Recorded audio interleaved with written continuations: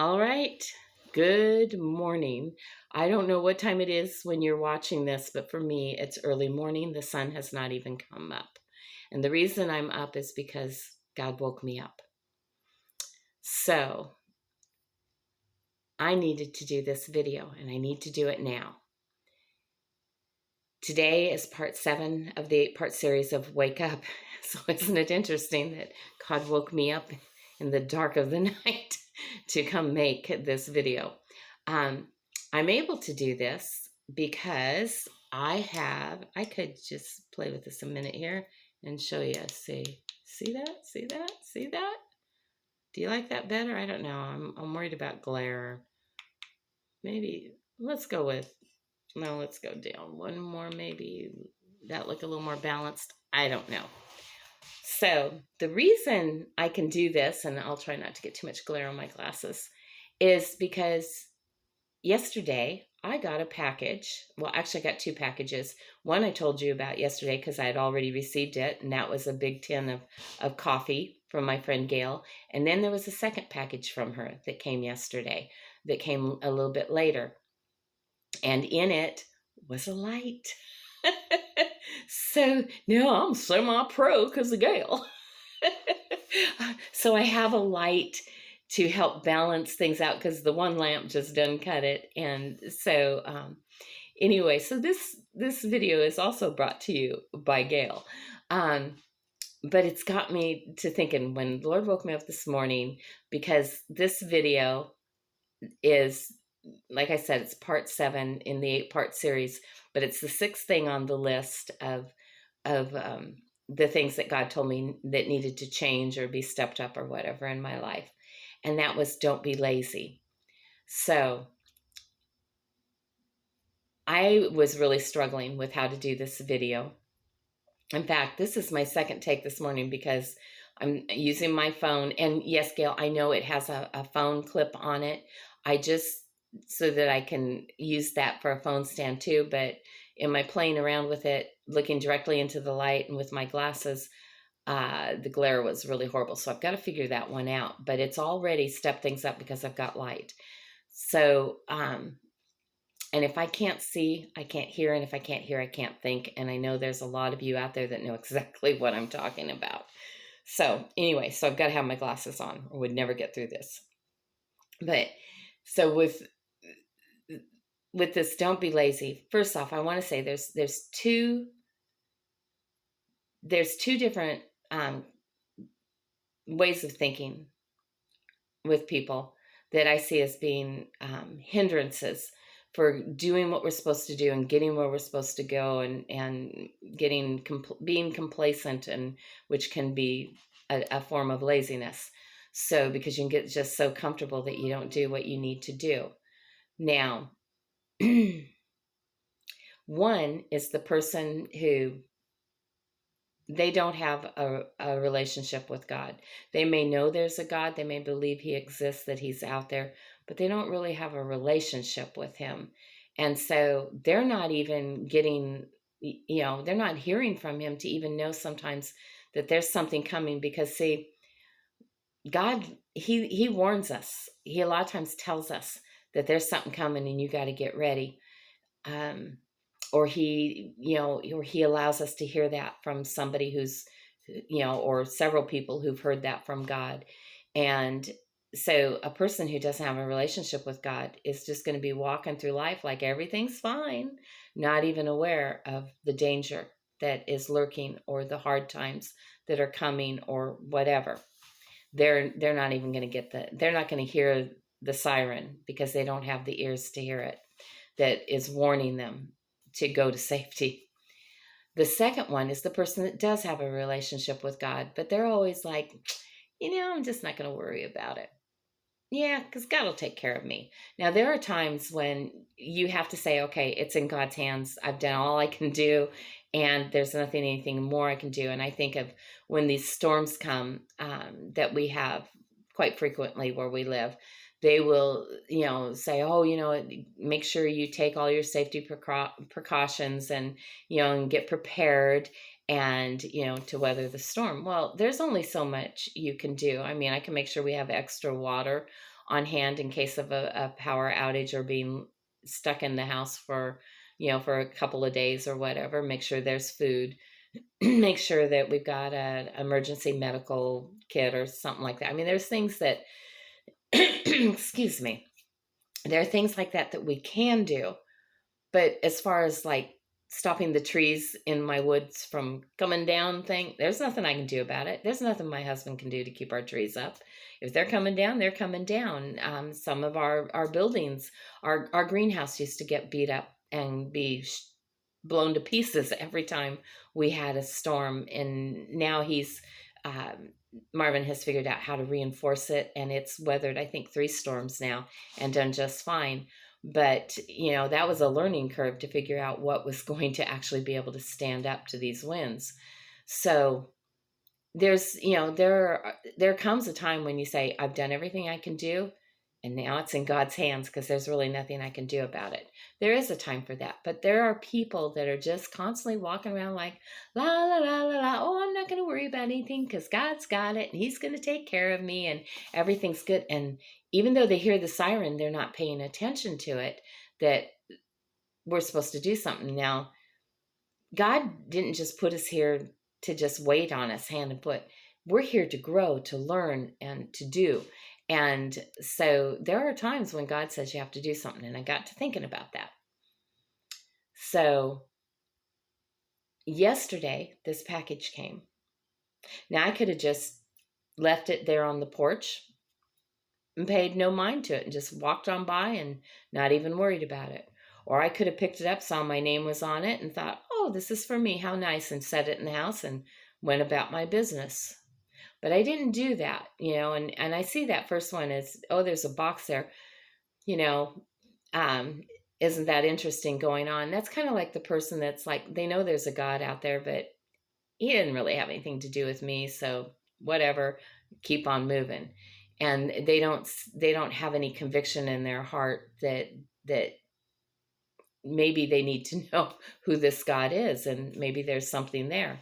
But then there's the person that picks up the package, sees their name and sticks it in the house going, oh, that's for me. But they don't open it. They just go on. And that's, I see as the person that's like, yeah, I believe there's a God, and maybe I should think about it.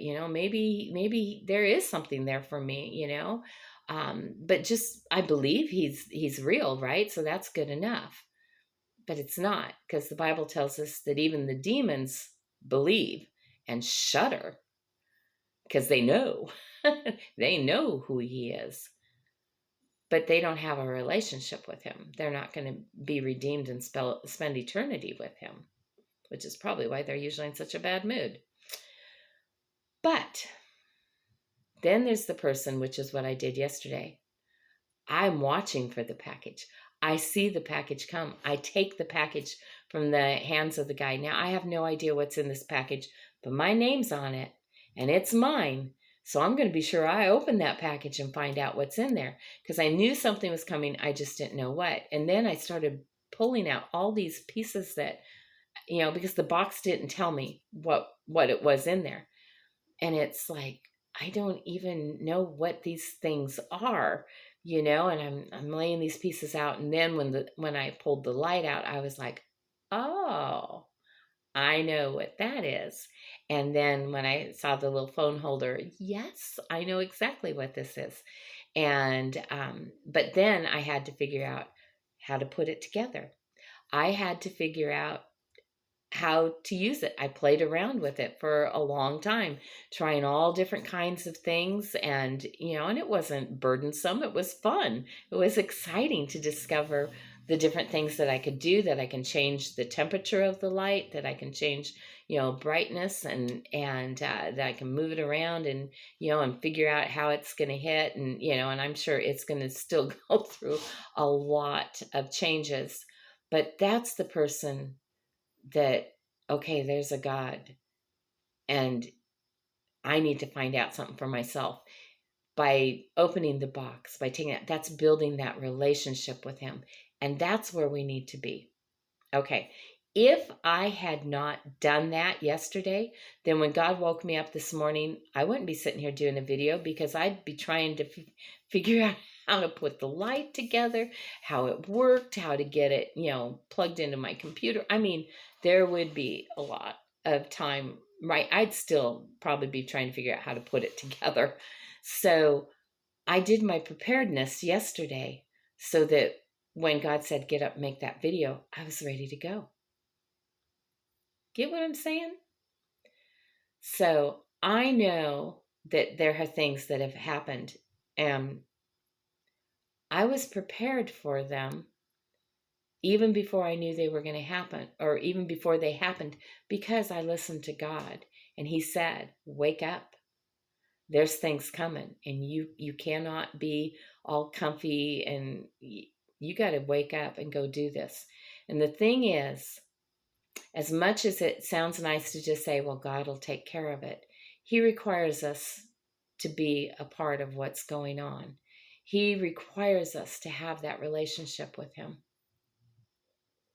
And if we don't do it, if we don't do what He's told us to do, whatever that is, then we're not going to be prepared, and we will suffer consequences for not being prepared.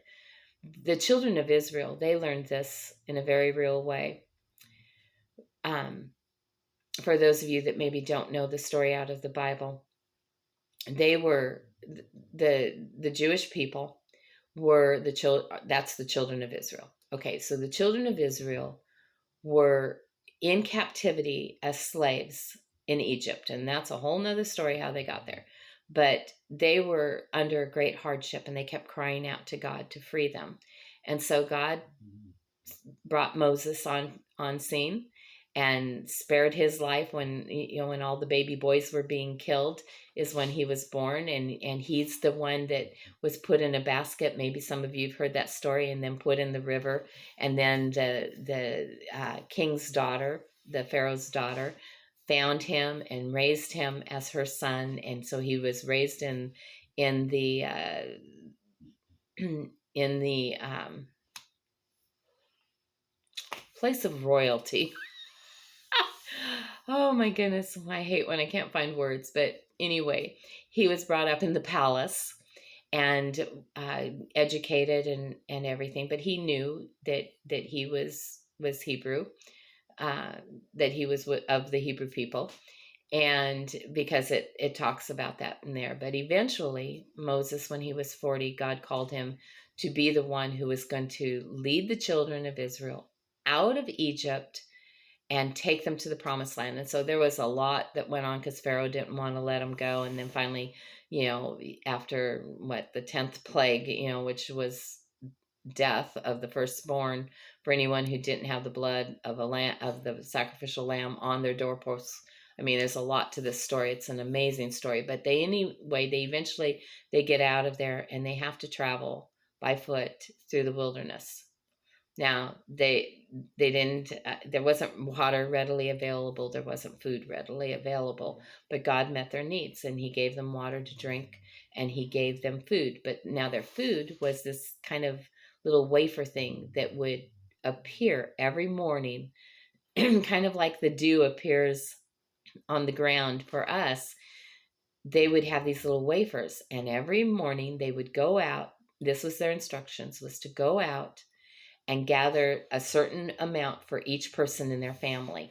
And then not any more, not any less, but go get that. And then they would prepare it. And there were many ways to prepare it. But on Friday, when they went out, they were supposed to get 2 portions, because the next day was the Sabbath, the day of rest, and they weren't supposed to do any work on it. So God would not send the manna on that day. Now, there were people that, even though God told them, you do too, they kept thinking, well, God, he'll put it out there tomorrow. So they only got the 1 portion on Friday. When Saturday came, they had no food, because this wouldn't last. You couldn't get it. It would melt. So it wouldn't last to the next day. You had to consume it that day. They didn't have any food to consume because they hadn't gathered double. And this is so they went hungry. When God tells us that we need to do something, because he lets us be active participants in things, he's given us abilities. you know I think for me, as I sit and talk to God about it, I think that he's telling all kinds of us, people, different things that they're supposed to be doing.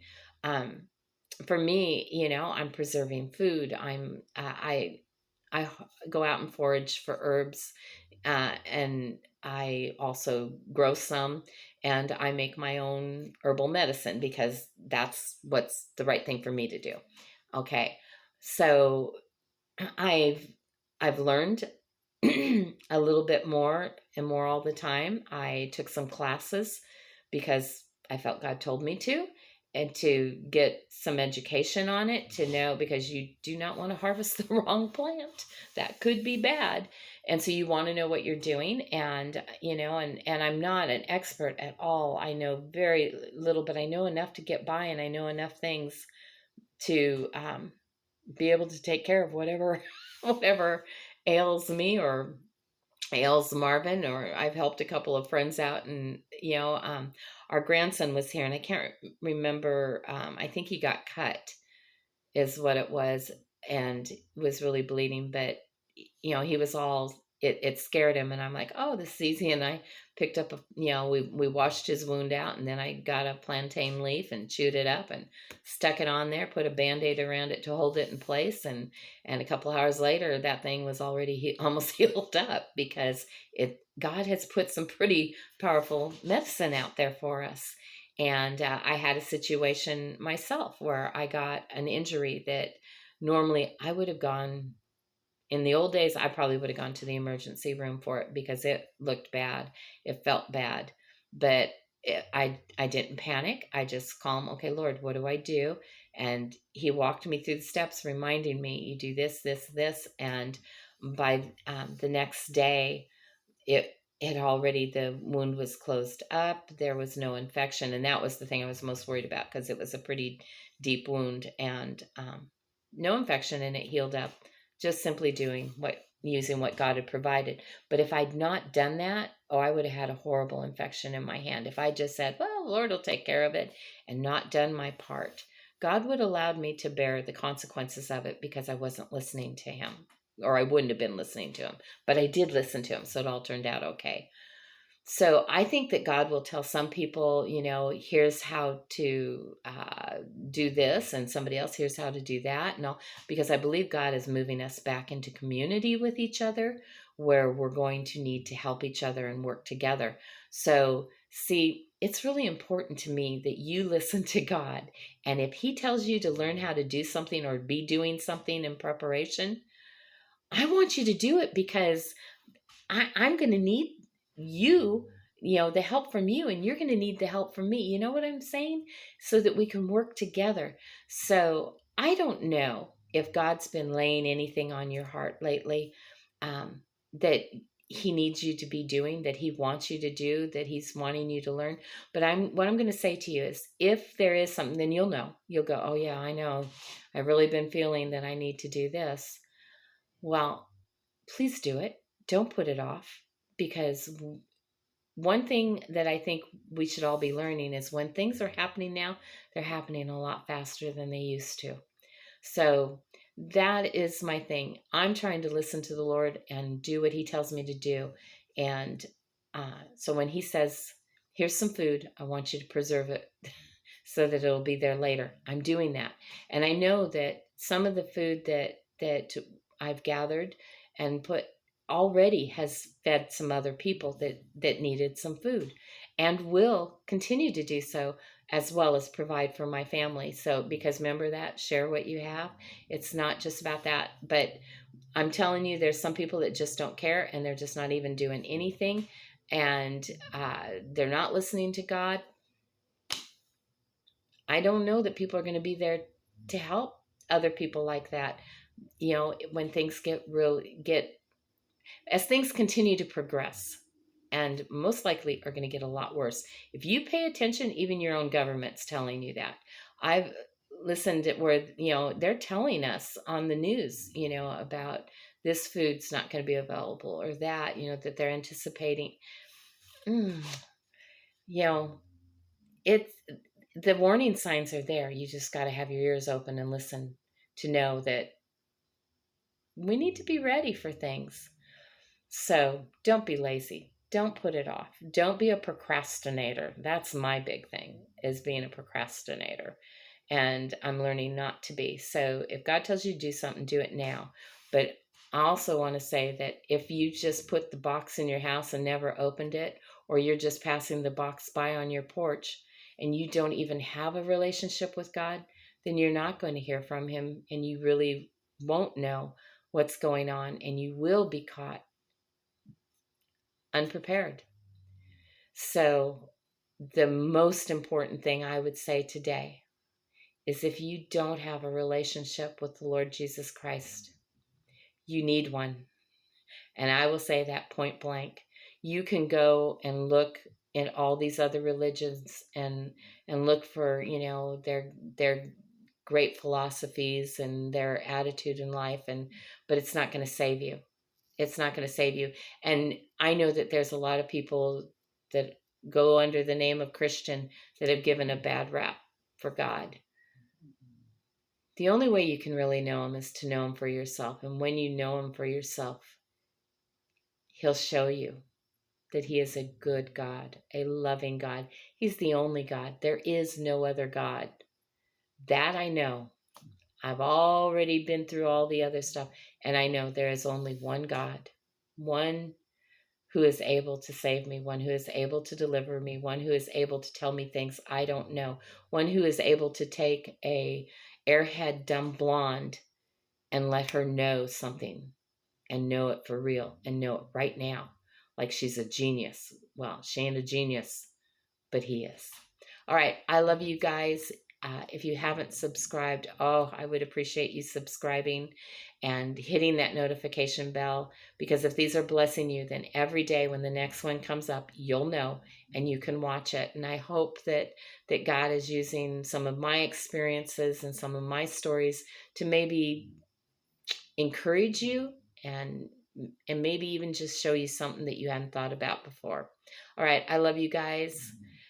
I hope you have a great day today. In a few hours, the sun will be up, but I'm awake, so we're good. I wonder what else is coming today that He got me up this early. But anyway, I'm excited to find out, because I know that as long as I walk with Him and obey Him and listen to Him, it's going to be okay. All right, I love you guys. Have a great day, and I'll talk to you later.